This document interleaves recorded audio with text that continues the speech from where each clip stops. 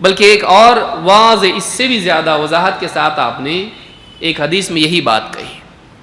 آپ نے فرمایا, حضرت انس رضی اللہ عنہ فرماتے ہیں کہ آپ صلی اللہ علیہ وسلم نے فرمایا والذی نفسی بیدہ, اس ذات کی قسم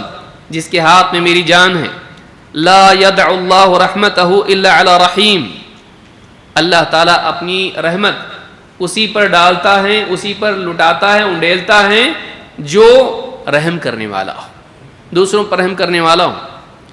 قالوا یا رسول اللہ کلنا یرحم, صحابہ نے کہا اللہ کے رسول ہم میں سے ہر ایک تو رحم کرتا ہی ہے, کون ایسا ہے جو بالکل علی الاطلاق رحمت سے محروم رہے, کوئی بھی رحم نہیں, کسی پہ بھی رحم نہیں کرتا, ایسا تو کوئی ہے نہیں. ہر آدمی کہیں نہ کہیں کسی نہ کسی پر کسی نہ کسی درجے میں رحم کرنے والا تو ہوتا ہی, اور مسلمان تو واقعی رحم والا ہوتا ہے. تو کہا کہ اللہ کے رسول ہم میں سے ہر ایک تو رحم کرتا ہی ہے نا. قال لیس برحمت احدکم صاحبہ, آپ نے فرمایا یہ نہیں کہ تم میں سے کوئی آدمی اپنے اپنوں پر ہی رحم کرنے والا ہو, اپنے ساتھ والوں پر, اپنے متعلقین پر رحم کرنے والا ہو, بلکہ یرحم الناس کافۃ, ہونا یہ چاہیے کہ آدمی سارے لوگوں پر رحم کرے. سوچئے, اپنے اپنوں پر رحم کرنا یہ رحم کرنا نہیں ہے, بلکہ اپنے اور پرائے سبھی پر رحم کیا جائے, واقعی رحمت یہ ہے. اور آپ دیکھیں اللہ رب العالمین اہل ایمان پر بھی برساتا ہے بارش,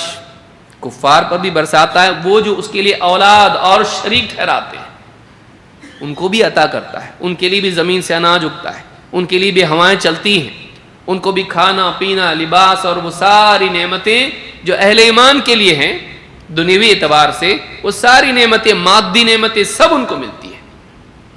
بلکہ اللہ تعالیٰ نے ان کو سوچنے, سمجھنے, سننے, دیکھنے, چلنے پھرنے اور صحت اور کتنی ساری نعمتیں جو ظاہری و باطنی نعمتیں, یہ ساری نعمتیں ان کو عطا کر رکھی ہیں,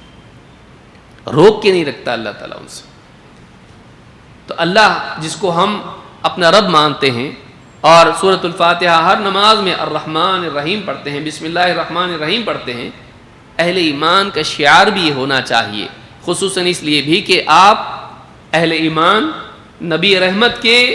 امتی ہیں, اس اعتبار سے ہم کو سکھایا گیا کہ تمہاری رحمت عمومی ہونا چاہیے. یرحم الناس کافۃ, سارے لوگوں کے ساتھ رحم کا معاملہ کریں.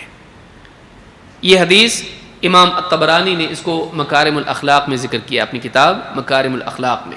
اور شیخ الالبانی نے الصحیحہ میں اس کو ذکر کیا ہے. ان دو حدیثوں سے بات معلوم ہوتی ہے کہ محمد صلی اللہ علیہ وسلم نے مسلمانوں کو جو تعلیم دی,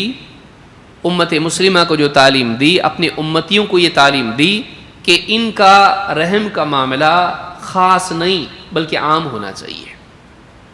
آپ خود تو رحم والے تھے, لیکن آپ نے اہل ایمان کو, مسلمانوں کو بھی اس بات کا مکلف کیا کہ اگر تم کو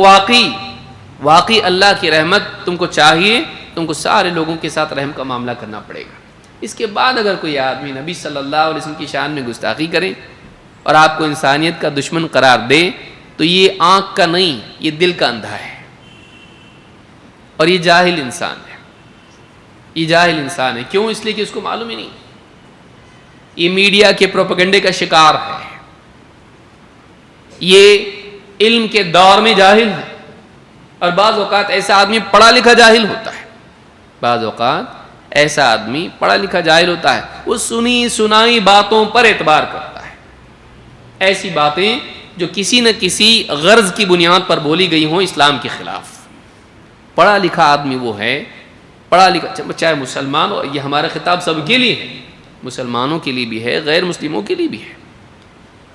اگر واقعی اپنے آپ کو پڑھا لکھا سمجھتا ہے تو بائنسڈ ہو کر متعصب ذہن کے ساتھ وہ اسلام کو پڑھے گا, اس کو سب الٹا ہی دکھے گا,